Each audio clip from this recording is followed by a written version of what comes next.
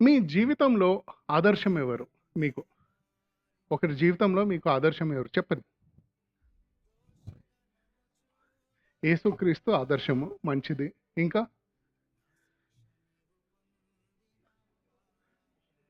యేసుక్రీస్తు తర్వాత మంచి మిషనరీ. ఓకే. ఇంకేమైనా ఉన్నాయా? ఆ! నాన్నగారు మంచిది. అంతేనా? బ్రదర్ భక్త్ సింగ్ గారు మంచిది. ఈ ప్రశ్నకు చాలా సార్లు సత్యపూర్వితమైన సమాధానం రాదు. సం సందర్భం బట్టి మరియు మనం ఎక్కడున్నామో, ఎవరు ఈ ప్రశ్న అడుగుతున్నారో, ఏ సందర్భంలో ఉందో దాన్ని బట్టి ఈ ప్రశ్నకి జవాబు మారుతా ఉంటది. అదే ఇది కొంచెం మధ్యాహ్నము లంచ్ చేసేటప్పుడు అడిగితే ఆన్సర్ మారిపోద్ది. యూత్ ఫెలోషిప్‌లో అడిగితే మళ్ళా ఇంకో కొత్త ఆన్సర్ వస్తది. ఆఫీస్‌లో అడిగితే ఇంకో కొత్త ఆన్సర్ వస్తది. మనకి ఎవరైనా ఆదర్శంగా ఉండాలంటే వారు ఎంతో పరిణితి చెందిన వాళ్ళై ఉండాలి. ఎందుకంటే మనం ఎవరినైనా ఆదర్శంగా తీసుకోవాలంటే వాళ్ళు మంచి పరిణితి చెందిన వాళ్ళా? ఆహ్, సక్సెస్‌ఫుల్‌గా ఉన్నారా? అనేక సార్లు మనం లోకంలో చూసినప్పుడు మనకి చాలా మంది ఇటువంటి పరిణితి కలవాళ్ళు కనపడతా ఉంటారు. కానీ సంఘానికొచ్చేసరికి దేవుని సంఘంలో ఇటువంటి పరిణితి చెందిన వాళ్ళు చాలా తక్కువ మంది ఉంటారు. ఎందుకు? చెప్పండి. ఇది గూడా ముఖ్యమైన ప్రశ్న. అంటే రెండే గదా! మనకి ఎవరు ఆదర్శం లేకుంటే సంఘంలో అంటే పరిణతి చెందని వారు ఎక్కువ మంది ఉన్నట్టు. లేదు అనుకుంటే చాలా మంది ఉన్నారు. కానీ మనకి ఎవ్వరు వారు ఆదర్శంగా నిలబడట్లేదని అర్థం. సో, దీనికి సమాధానం ఏంటి? చాలా సార్లు మనకి సంఘంలో పరిణతి లేని వారు ఎందుకుంటారంటే, ప్రతి ఒక్క విశ్వాసి తాను తనకంటే ఇంకెవ్వరు గొప్ప పరిణతి కలిగిన వారు లేరు అని అనుకుంటారు. కరెక్టా? లేకుంటే చాలా సార్లు ఎవరో చనిపోయిన ఆయన పేరు తీసుకుంటారు. ఇప్పుడు అంకుల్ చెప్పినట్టు 'భగత్ సింగ్' గారు అంటారు. లేకుంటే చనిపోయిన పాస్టర్ గురించి మాట్లాడతారు గానీ, మరి ఇంతమంది బతికున్నారు, ఇంతమంది పెద్దలున్నారు, ఇంతమంది ప్రసంగికులున్నారు. వాళ్ళ పేర్లు మాత్రం తీసుకోము. మనం ఎవరినైనా ఆదర్శంగా తీసుకోవాలనుకుంటే, మన సంఘంలో ఉన్న వాళ్ళలో ఇప్పుడు పరిణతి చెందిన వాళ్ళతోటి ఎవరిని ఆదర్శంగా తీసుకోవచ్చు. మనం ఏం చేస్తామంటే, మొదటి పేతురు 2, 1-3 దాకా చదువుదాం. ప్రభువు దయాళుడని మీరు రుచి చూచి ఉన్నట్లా సమస్తమైన దుష్టత్వమును, సమస్తమైన కపటమును, వేషధారణను, అసూయను, సమస్త దూషణ మాటలను మాని కొత్తగా జన్మించిన శిశువులను పోలిన వారై నిర్మలమైన వాక్యమును పాలవలన రక్షణ విషయంలో ఎదుగు నిమిత్తము ఆ పాలను అపేక్షించుడి. ఇక్కడ మొదటి పేతురు 2 అధ్యాయము 1-3 దాకా చూస్తుంటే, ఒక క్రైస్తవుడు ఎలా పరిణతి చెందిన గలవాడై ఉంటాడు అని చూడొచ్చు. ఏమనున్నది? మొదటిగా సమస్తమైన దుష్టత్వం నుంచి దూరంగా ఉండాలి. అంటే అన్ని రకాల చెడు, హానికరమైన మరియు పాప కార్యముల స్వభావం నుంచి దూరంగా ఉండాలి. రెండోది సమస్తమైన కపటము నుంచి. అంటే అన్ని రకాల వాంఛన, మోసము మరియు అసత్య ప్రవర్తన. ఈ 3 కలిగి ఉండకూడదు. అలానే వేషధారణ. వేషధారణ గురించయితే మనము డెఫినిషన్ గూడా ఇయ్యాల్సిన అవసరం లేదు. మనకు తెలుసు గదా! వేషధారణ అంటే ఏంటి? బయటికి ఒకటి చూయిస్తూ లోపల ఇంకోలాగా ఉండటం. అలానే అసూయ. అసూయ అంటే ఏంటి? ఇతరులకు ఏమైనా మంచి జరిగినా, లేకుంటే వాళ్ళు మనకంటే మంచి హోదాలో ఉన్న వాళ్ళని చూసి ఈర్ష్య పడటం. అలానే సమస్త దూషణ మాటలు అంటే అన్ని రకాల చెడు మాటలను, అపవాదాలను మరియు అవమానకరమైన వ్యాఖ్యలు చేసేవారు. ఇవన్నీ ఏమంటే ఏమని మాట్లాడుతున్నాడు పేతురు గారు? ప్రభు దయాళుడని మీరు రుచి చూచి యున్న ఎడల సమస్తమైన దుష్టత్వమును, సం సమస్తమైన కపటమును, వేషధారణను, అసూయను, సువార్త దూషణ మాటలను మాని, క్రొత్తగా జన్మించిన శిశువులను పోలిన వారై, నిర్మలమైన వాక్యము పాల వలన రక్షణ విషయంలో ఎదుగు నిమిత్తము ఆ పాలను అపేక్షించుడి. అంటే ఒక కొత్తగా పుట్టిన శిశువులాగా ఎంతో ఆతృతతోటి ఈ వాక్యం యొక్క పాలను అభిషేకించండి అని చెప్తున్నారు పౌలు గారు. కానీ ఇదే పౌలు కొరింథీయులకి వచ్చేసరికి ఇంకో మాట మాట్లాడుతున్నారు. ఇక్కడ ఏమంటున్నాడు? మీరు చిన్న పిల్లలాగా, పుట్టిన శిశువుల్లాగా పాలని ఆహ్, కోరుకోండి అంటున్నారు. అదే మొదటి కొరింథీయులు 3, 1-5 దాకా చదివితే లారా, ఆత్మ సంబంధులైన మనుషులతో మాట్లాడినట్లు నేను మీతో మాట్లాడలేకపోతుంది. శరీర సంబంధులైన మనుషులే అనియు క్రీస్తునందు పసిబిడ్డలే అనియు మీతో మాట్లాడవలసి వచ్చెను.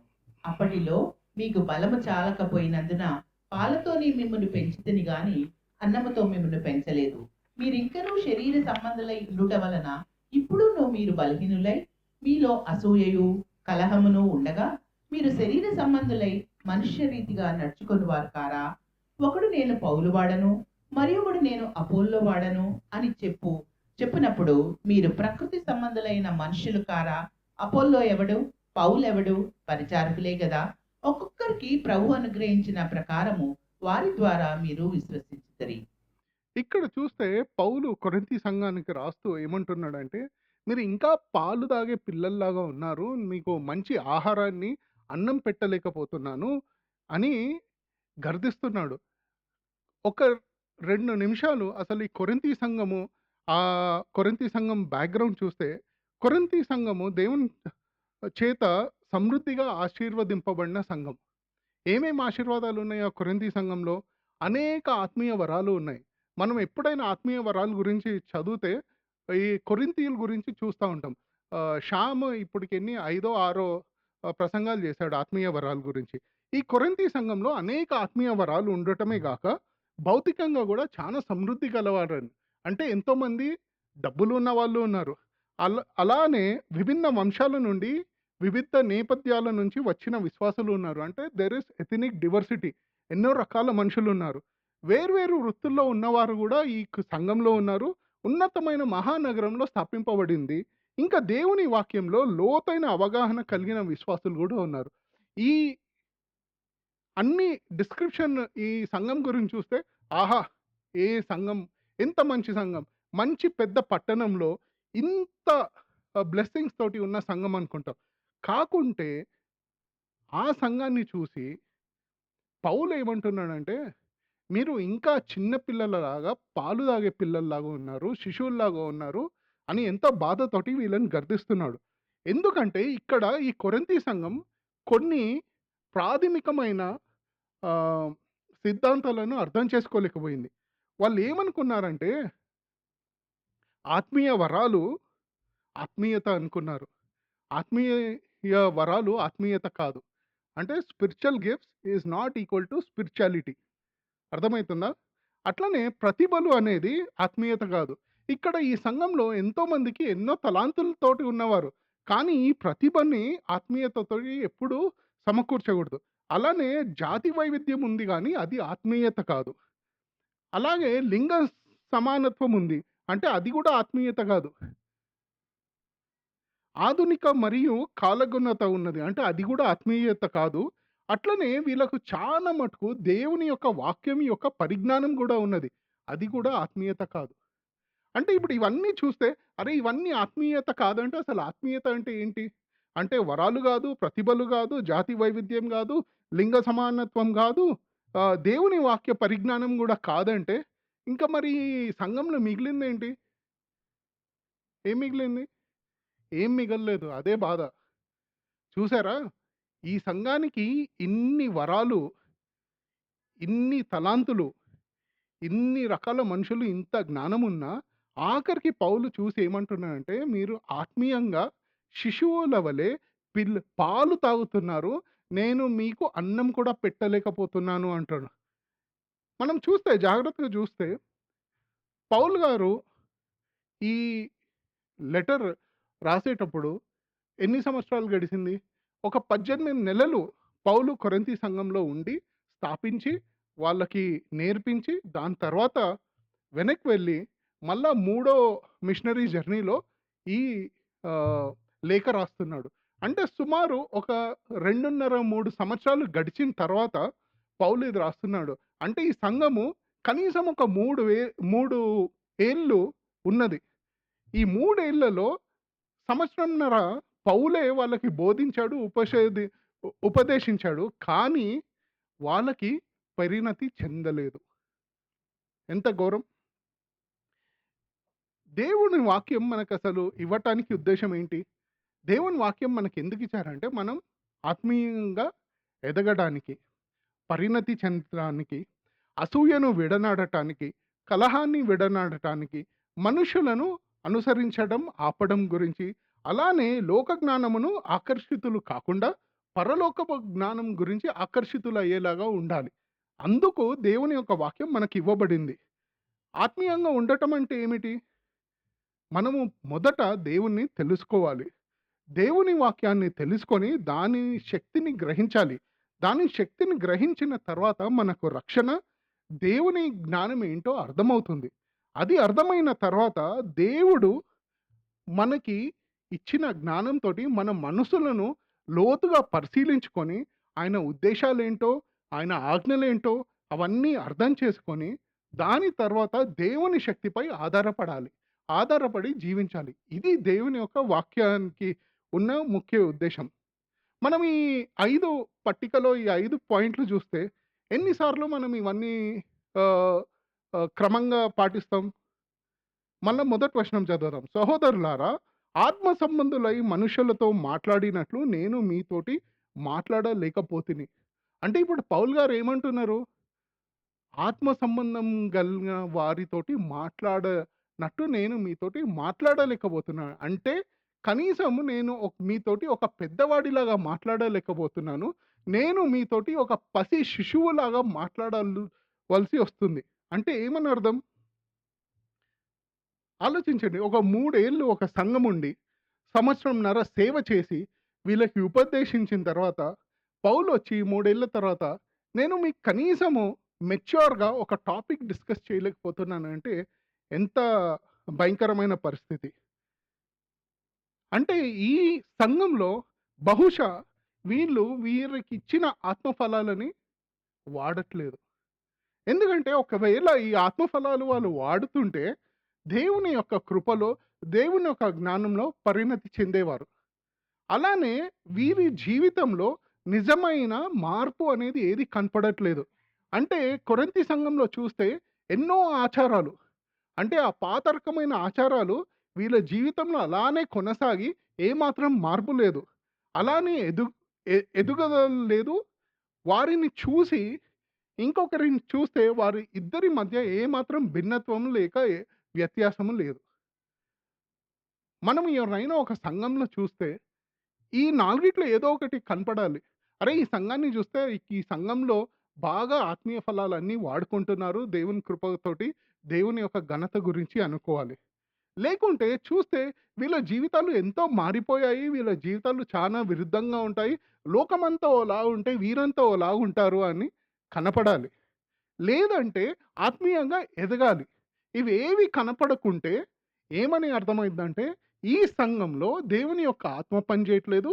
లేక వీళ్ళు ఇంకా శిశువుల్లాగానే అక్కడనే ఉన్నారు అని అనుకోవాలి. దీనికి విరుద్ధంగా మాట్లాడాలంటే కాన్వర్స్ అంటారు తెలుగులో. అంటే నేను ఆధ్యాత్మికంగా ఉన్నాను. కానీ రక్షించబడలేదు అని అర్థం. ఈ లోకంలో చాలా మంది ఏమంటారంటే, బాబు నేను చానా ఆధ్మ ఆధ్యాత్మికుడిని. కానీ నేను రిలీజియన్‌ని ముట్టుకోను.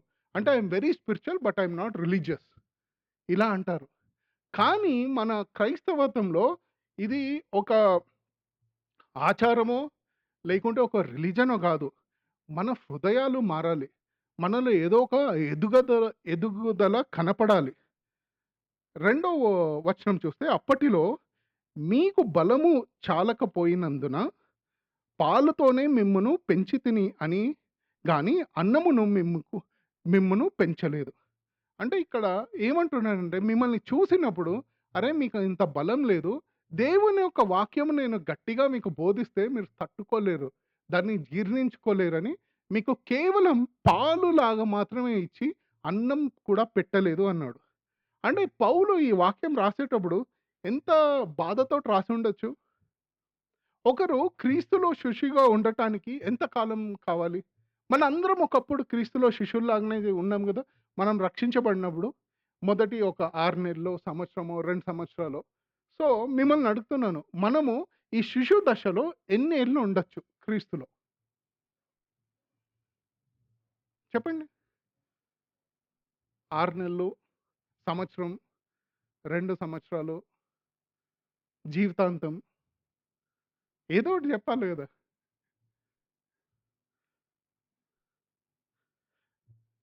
చూద్దాం, ముందుకు చూద్దాం.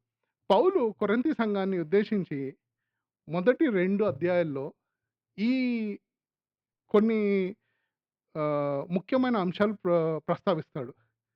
మొదటి అధ్యాయంలో దేవునిలో వారికున్న వరాల గురించి, ఆశీర్వాదాల గురించి చెప్పి, దాని తర్వాత దేవుని యొక్క జ్ఞానం గురించి చెప్పి, దాని తర్వాత మానవపు ప్రసంగం మూర్ఖత్వం గురించి చెప్పి, దాని తర్వాత ప్రసంగము యొక్క అసలు పునాది ఏదై ఉండాలో గురించి చెప్పి, ఆత్మ వల్ల కలిగే జ్ఞానం గురించి చెప్పి, ఇవన్నీ చెప్పిన తర్వాత ఏమంటాడంటే, మిమ్మల్ని చూసి మిమ్మల్ని మెషర్ చేస్తే మీరు క్రీస్తులో శిష్యులు మాత్రంగానే ఉన్నారు. సో, ఈ ఉదయకాలం ఏం చేస్తామంటే, మనము ఒక పరిణతి చెందని క్రైస్తవుడు, లేకుంటే ఒక క్రైస్తవుడిని 3 రకాలుగా మనము వర్గీకరించవచ్చు. మొదటిది పరిణతి చెందిన క్రైస్తవుడు. అంటే ఎ మెచ్యూర్ క్రిస్టియన్. చానా ఈజీ. అంటే మనందరం అదే గ్రూప్‌లో ఉంటాం. చూద్దాం తర్వాత ఉన్నామో లేదో. రెండోది ఆధ్యాత్మిక శిశువు. అంటే పరిణతి చెందని క్రైస్తవుడు. ఇంకా క్రీస్తులో ఆధ్యాత్మికంగా శిశువులాగానే ఉన్న క్రైస్తవుడు. మూడోది మీరు జెప్పాలి. అంటే ఈ ప్రసంగం అయిపోయే లోపలికి ఈ మూడో తెగ వాళ్ళెవరో మీరు జెప్పాలి. చెప్పలేదనుకో ఇంగ్లీష్ సర్వీస్ క్యాన్సెల్ అయిద్ది. మళ్ళా ఈ ప్రసంగం మొత్తం మళ్ళా జెప్పాల్సొస్తది. సో, జాగ్రత్తగా విని ఏంటి ఇప్పుడు 3 రకాలు గదా! మొదటి రకం ఏంటి? పరిణతి చెందిన క్రైస్తవుడు. రెండో రకం ఆధ్యాత్మికంగా శిశువై ఉన్న క్రైస్తవుడు. మూడో రకం మనం ఎవరు అని కనుక్కోవాలి. సో, ఈ పరిణతి చెందిన క్రైస్తవుడు కొరింథీ సంఘము వారు తమని పరిణతి పొందిన విశ్వాసులు అని గాఢంగా నమ్మారు. అంటే ఇప్పుడు మనం గూడా గ్రేస్ అండ్ ట్రూత్ చర్చ్‌కొచ్చి మీరందరిలో ఎంతమందికి మీకు పరిణతి లేదు అంటే ఎంతమంది చేతులెత్తుతారు? ఎవ్వరం చేతులెత్తం. మహా అంటే పక్కనోడిని చూస్తాం. అంటే వెనుకున్నోడిని చూస్తాం. ఇదే బాధ. మొదట్లో అడిగానా మీకెవరైనా ఆదర్శం ఉన్నారంటే, ఆదర్శం ఎందుకుంటారంటే ప్రతి ఒక్కరు తనకు తానే అత్యంత పరిణతి చెందినవాడు అని విశ్వసిస్తారు.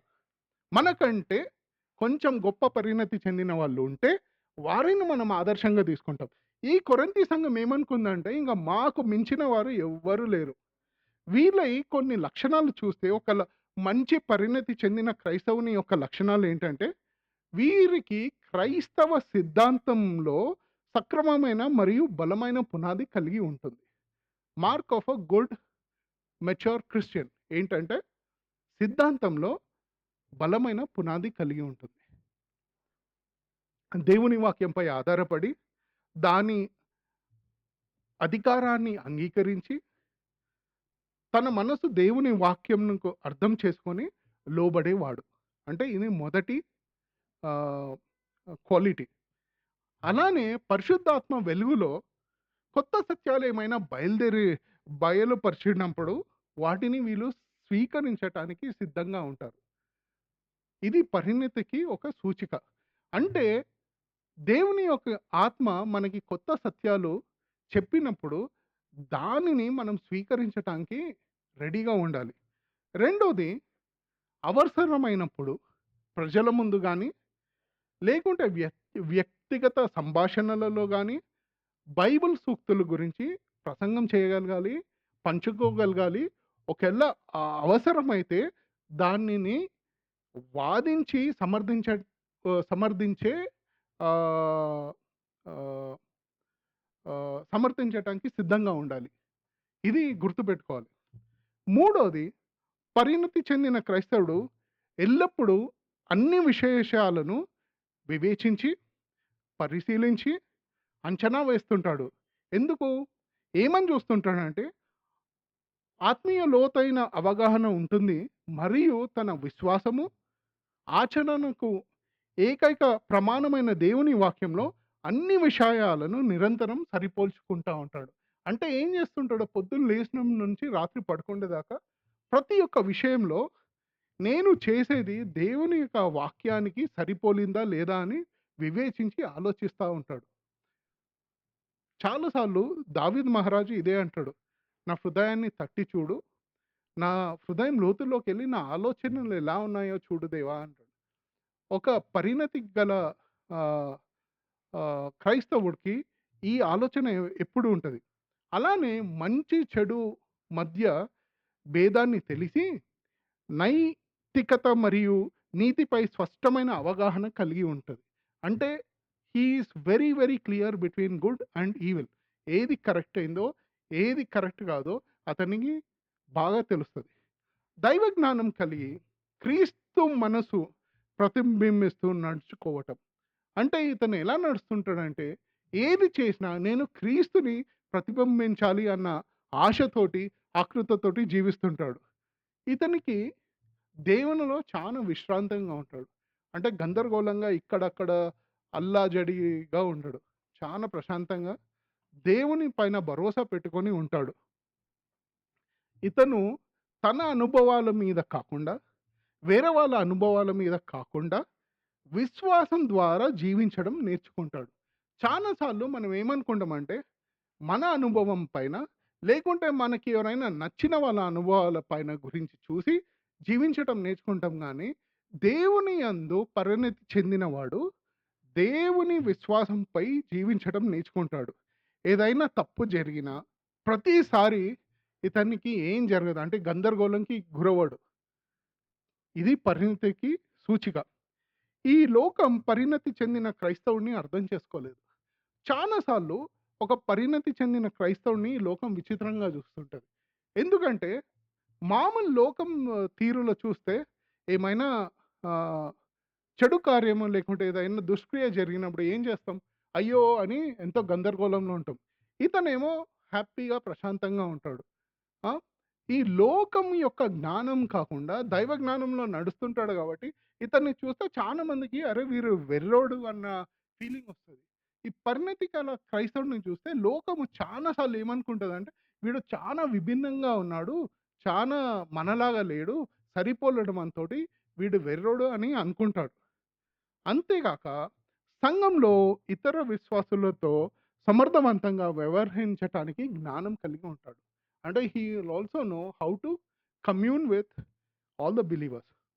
ఈ 7 7 సూచికలు ఎవరు ఒక మంచి పరిణతి చెందిన క్రైస్తవుడి యొక్క లక్షణాలు.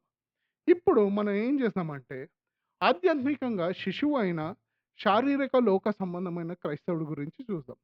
ఇప్పుడు ఇతను ఏంటి ఆధ్యాత్మికంగా శిశువు. అంటే రక్షించబడ్డాడు. బహుశా ఆత్మీయ ఫలాలు కూడా ఉన్నాయి. ఎన్నో ప్రతిభలున్నాయి. మంచి సంఘంలో ఉన్నాడు. మంచి పాస్టర్ ఉన్నాడు. మంచి బోధన ఉంది. ఇవన్నీ ఉన్నా ఇతను మాత్రం ఆత్మీయంగా శిశువులాగానే ఉన్నాడు. ఇక్కడ మనము ఇతనిని పాప స్వభావం గురించి మాట్లాడట్లేదు. బహుశా ఇతను పాప స్వభావంతోటి కొట్టిమిట్టాడట్లేదు. మంచి విశ్వాసే. కాకుంటే ఇతనికొచ్చిన ఆహ్, బాధేంటంటే ఇంకా శిశువులాగానే ఉన్నాడు. మనము ప్రతొక్కలం ఒక సమయంలో మనం గూడా ఒక శిశువులాగానే ఉండుంటాం.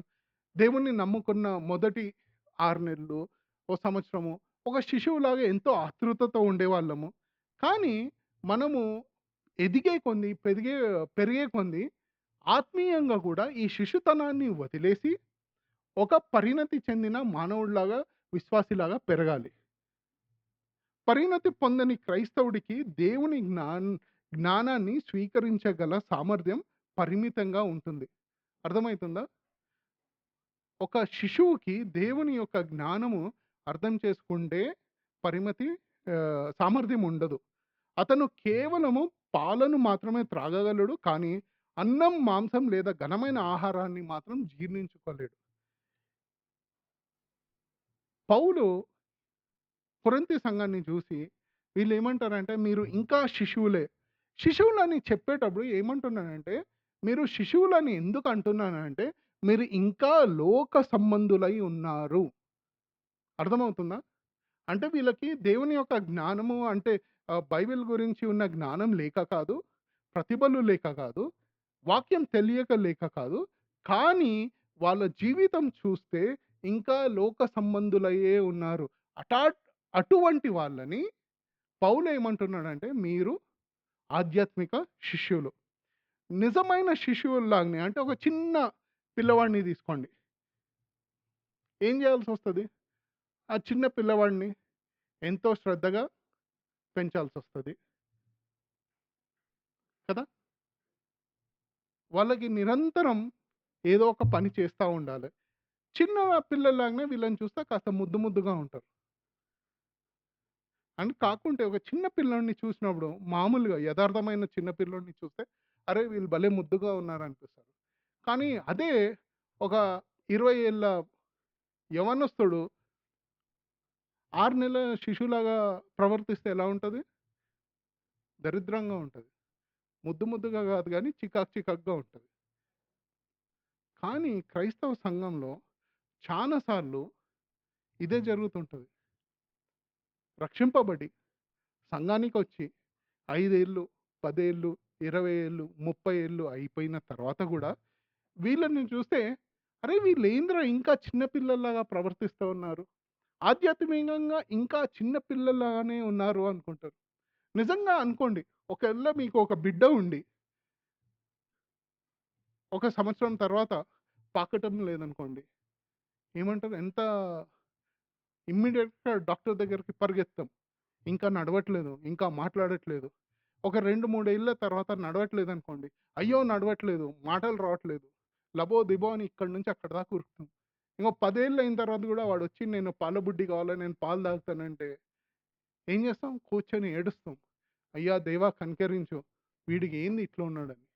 అదే చర్చిలో చూస్తే 5, 10, 20, 30 ఏళ్ళు అయిపోయిన తర్వాత గూడా వీళ్ళు పాల బుడ్డి పట్టుకొని హాయిగా పాలు తాగుతా, ఇంక నాకు ఈ పాలు తప్ప ఏం అవసరం లేదని సంతోషంగా ఉంటారు. ఇటువంటి వాళ్ళని పౌలు కొరింథీ సంఘంలో చూసి, మీరు ఆధ్యాత్మికంగా శిశువుల్లాగానే ఉన్నారు. అండ్ మీరు ఆధ్యాత్మికంగా శిశువుల్లాగా ఎందుకున్నారంటే, మీరు లోక సంబంధులై ఉన్నారు. ఇప్పుడు వీళ్ళకున్న లక్షణాలు చూద్దాం. వీళ్ళకున్న లక్షణాలు చూసే ముందు చాలా సార్లు ఒక చిన్న శిశువుని చూసినప్పుడు, ఆ శిశువు ఒక ఆహ్, అడల్ట్‌ని చూసి వాళ్ళు ఎలా చేస్తే అలా చేస్తారు. అంటే ఒక చిన్న పాపని తీసుకొని మీరు ఊ అన్నారనుకో, ఆ పాప కూడా ఊ అంటది. మనం చూసి అగో! ఈ పాపకి, ఈ బాబుకి ఎంత జ్ఞానం ఉందనుకుంటా. అది జ్ఞానం గాదు. They are just mimicking you. అలానే వారి ఉత్సాహం ఒక కొత్త శిశువు అంటే దేవునిలో కొత్తగా జన్మించిన వాడికి ఎంతో ఆహ్, ఉత్సాహం ఉంటది. ఆ ఉత్సాహాన్ని చాలా సార్లు మనం ఏమనుకుంటామంటే ఆత్మీయ పరిణతి అనుకుంటాం. ఇది ఆత్మీయ పరిణతి కాదు. ఇది ఉత్సాహమే. చాలా సార్లు ఏమైందంటే సంఘంలో ఎవరైనా కొత్త విశ్వాసి వస్తే, లేదంటే కొత్తగా దేవుని తెలుసుకున్నోళ్ళుంటే వాళ్ళకెంతో ఉత్సాహం ఉంటది. రోజు బైబిల్ చదువుతారు. ఎంతో దేవుని వాక్యం గురించి మాట్లాడుతా ఉంటారు. ప్రార్థన చేస్తా ఉంటారు. మనం దాన్ని చూసి చాలా సార్లు ఏమనుకున్నామంటే, ఇది ఆత్మీయ పరిణతి అనుకుంటాము. అది ఆత్మీయ పరిణతి కాదు. ఉత్సాహం. అది గుర్తుపెట్టుకోవాలి మనం. ఈ శిశువులకు ఉన్న కొన్ని లక్షణాలు చూస్తాం. వీరు బలమైన సిద్ధాంతాన్ని తట్టుకోలేరు. జీర్ణించుకోలేరు. గందరగోళానికి గురవుతారు. వీళ్ళకి వెళ్లి ఏదైనా గట్టి సిద్ధాంతం ప్రసంగం ఇస్తే ఇంకా తట్టుకోలేరు. అబ్బా! మరీ ఇంత కష్టమా? అంటే చర్చిలో మరీ ఇంత మాట్లాడాలా? ఇంత సిద్ధాంతం అవసరమా? ఏదో పైపైన అలా చూసేసుకొని 5 చేపలు, 2 రొట్టెలు అంటే ఆహ్, 2 5 రొట్టెలు, 2 చేపలు అవుంటే చాలు సరిపోద్ది. కాస్త టేబుల్‌లో బల్లలో పాల్గొనటము. ఏదో ఒక పాట పాడి, ఒక ప్రార్థన చేసి ఎళ్ళిపోతే సరిపోద్ది. మరీ ఈ సిద్ధాంతాలు ఇవి అవన్నీ మనకు అవసరమా? అవసరం. కానీ వీళ్ళు తట్టుకోలేరు. జీర్ణించుకోలేరు. వాళ్ళ హృదయం గందరగోళంగా తయారయ్యిద్ది. వారికి నిరంతరం ఒక చిన్న బిడ్డకి చెప్పినట్టు వారికి నిరంతరం బోధిస్తూనే ఉండాల్సొస్తుంటది. మరియు వారికి ఏమైనా చెప్పాలంటే ప్రతొక్క విషయాన్ని ఒక చిన్న బిడ్డకి చేసినట్టు చానా ఆకర్షితంగా చేయాలి. అంటే ఏమనాలా? నాన్న ఇగో నాన్న తిను నాన్న చందమామని జూడు అన్నా. చర్చిలో గూడా అలానే చేస్తారు. ఇగో ఈ వాక్యం విను. కానీ ఈ వాక్యం వింటానికి ఇగో ఈ సినిమా చూపిస్తాను నీకు.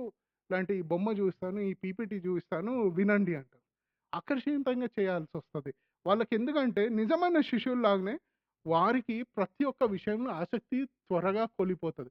ఒక చిన్న బిడ్డని తీసుకున్నారనుకో, ఒక 10 సెకండ్లు ఇది చూస్తాడు. ఇంకో బొమ్మ కనపడ్డదనుకో ఇమ్మీడియేట్‌గా అక్కడికెళ్తారు. ఒక నిజమైన శిశువులాగా వీళ్ళు ఎలా అంటే, ఒక కూటమి నుంచి ఇంకో కూటమికి, ఒక బైబిల్ నుంచి ఇంకో బైబిల్‌కి, ఒక సంఘాన్ని నుంచి ఇంకో సంఘానికి, ఒక ప్రసంగం నుంచి ఇంకో ప్రసంగానికి, ఇక్కడి నుంచి అక్కడికి, అక్కడి నుంచి ఇక్కడికి ఉరుకుతా ఉంటారు. ఎందుకు? చిన్న పిల్లల్లాగానే. అన్నీ ఉన్న బొమ్మలన్నీ నాకు గావాలి. అక్కడ పోతుందేమో. కానీ లోతుగా ఎదగట్లేదు. పైనే తిరుగుతా ఉన్నారు. వారికి ఒక సంఘం లేదా ఒక బైబిల్ అధ్యయనం సమానం కాదు. ప్రతి ఒక్కసారి ఏదో కొత్త సత్యం కావాలి. ఏదో కొత్తది దొరకాలి. ఏదో కొత్తది దొరకాలని ఇక్కడి నుంచి అక్కడికి పాకులాడుతా ఉంటారు. ఇంకా వీళ్ళేం చేస్తారంటే, సిద్ధాంతాన్ని తట్టుకోలేరు కాబట్టి, యేసుక్రీస్తుని అనుసరించే బదులు,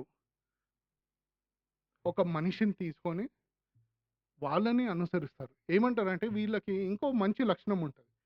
వీళ్ళకి వీరాభిమానం ఉంటది. ఏం వీరాభిమానం? ఈయన నా పాస్టర్. ఈయన నా ఎల్డర్. వీళ్ళకి వీరాభిమానులనమాట. ఇలా కోస్తే ఆ పాస్టర్ పేరు పైన రక్తం వస్తది. ఎందుకంటే వీళ్ళు క్రీస్తుని చూసి, క్రీస్తుని వెనక నడవటానికి ఉండే మెచ్యూరిటీ ఉండదు.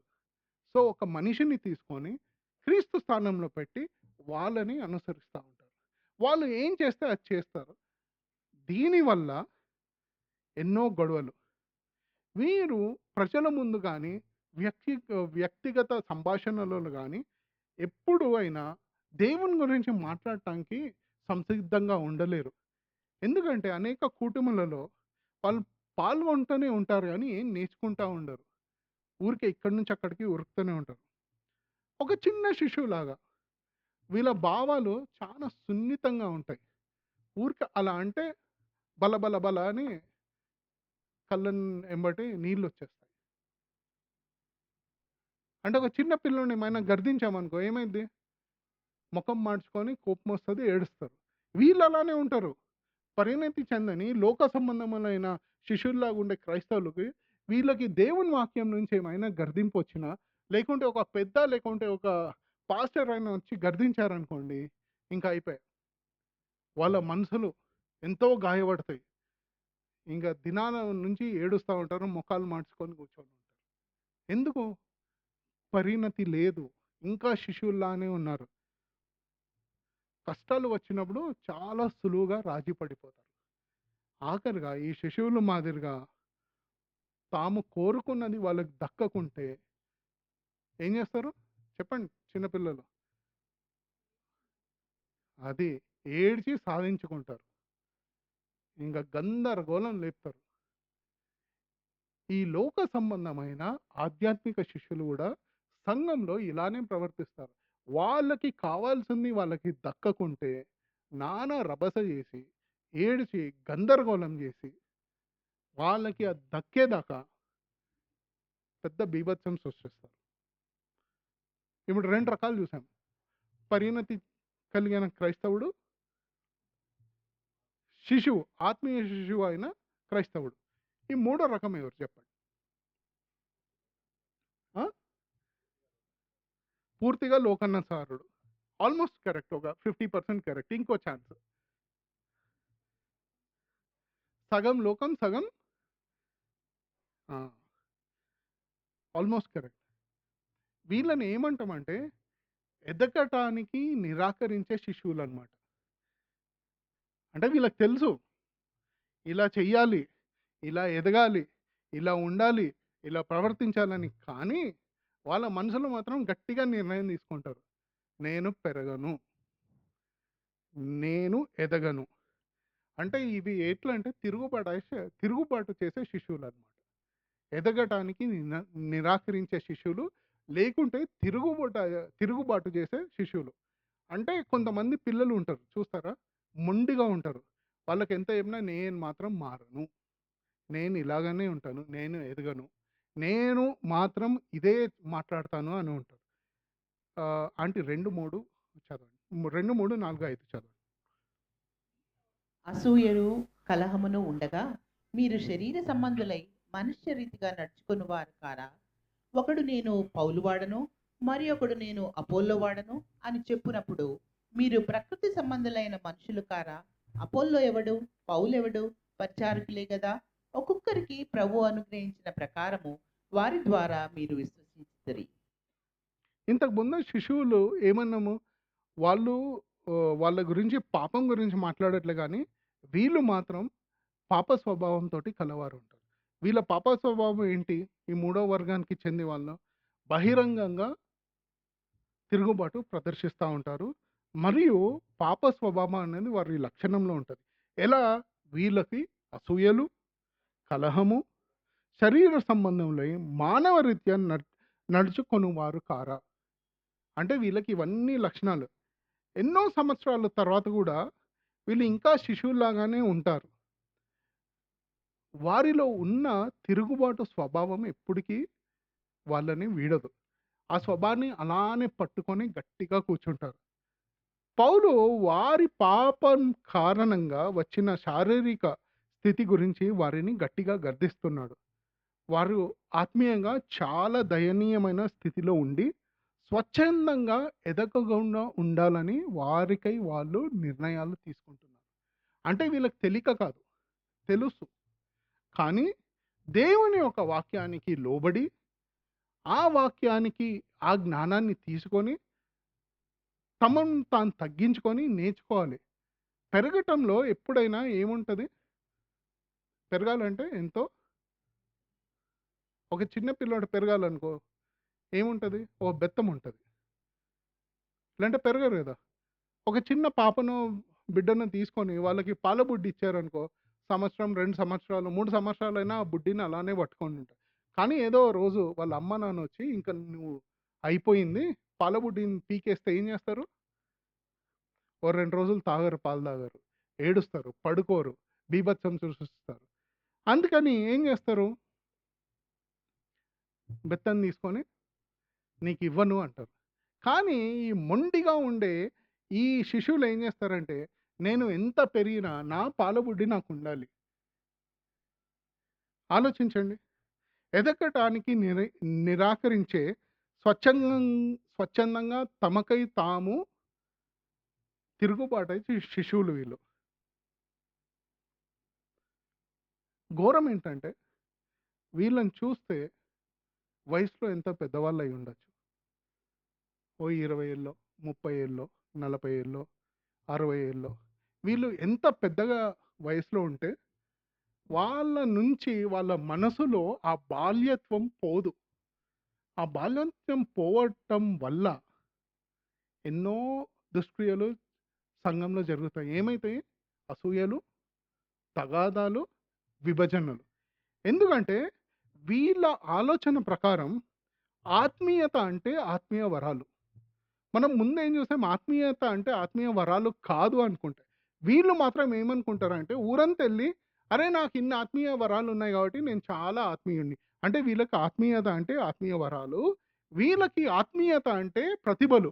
అంటే ఎన్ని ప్రతిభలు ఎక్కువుంటే వీళ్ళు అంత ఆత్మీయంగా ఉన్నామనుకుంటారు. ఆత్మీయత అంటే వారికి జాతి వైవిధ్యం. అంటే అన్ని జాతులను మేము కలుపుకొని, మన సంఘంలో ఉన్నవారు అందరిని కలుపుకొని తిరుగుతున్నామంటే ఇది ఆత్మీయత అనుకుంటారు. ఆత్మీయత అంటే లింగ సమగ్రత. అంటే మగవాళ్ళని, ఆడవాళ్ళని నీచంగా చూడకుండా అందరికీ సమానంగా చూస్తున్నాము. కాబట్టి మేము చాలా ఆత్మీయులం అనుకుంటాం. అలానే ఆత్మీయత అంటే వీరు ఆధునిక కాలం అనుగుణంగా నడిచిపోతున్నాం. అంటే we are very relevant to the modern society. అది ఆత్మీయత కాదు. ఇంకా వీళ్ళేమనుకుంటారంటే, నాకు దేవుని వాక్యం ఇంత తెలిస్తే నేను ఆత్మీయుడిని అనుకుంటారు. కొరింథీ సంఘం గూడా ఇదే అనుకుంది. కానీ పౌలు చూసి ఏమంటాడంటే, మీలో మీరందరూ లోక సంబంధులై తిరుగుబాటు చేసేవారిలాగా ఉన్నారు కదా! ఏం చేస్తున్నారు తిరుగుబాటు చేసి? ఫలితం ఏంటి? సంఘంలో విభజనలొస్తున్నాయి. ఏమంటున్నారు?